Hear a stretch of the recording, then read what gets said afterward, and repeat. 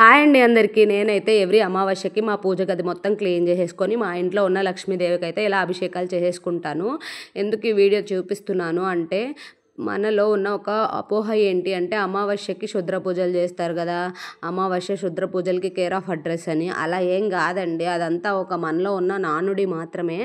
మనం అమావాస్య రోజు లక్ష్మీదేవికి పూజ చేసుకోవడం వల్ల అమ్మవారు తొందరగా ప్రసన్నురాలు అవుతుంది. నేనైతే అమ్మవారికి ఫస్ట్ గంగాజలంతో, ఆ తర్వాత ఆవు పాలతో, తర్వాత కొబ్బరి నీళ్ళతో అయితే అభిషేకం చేస్తున్నాను. ఎందుకు ఇలా చేస్తున్నాను అంటే, అమ్మవారు అమావాస్య రోజు పుట్టారనమాట. అమ్మవారిని ఆ రోజు ప్రసన్నం చేసుకుంటే మనకైతే సుమంగళిత్వాన్ని అలాగే లక్ష్మీ కటాక్షాన్ని ప్రాప్తిస్తారు అని నా నమ్మకం అన్నమాట. ఇంకా అందుకని చెప్పేసి నేనైతే అమ్మవారికి కొబ్బరికాయలో ఆవు నెయ్యి వేసి దీపారాధన చేసేసి అమ్మవారికి ఎంతో ఇష్టమైన క్షీర అన్నం చేసి పెట్టాను.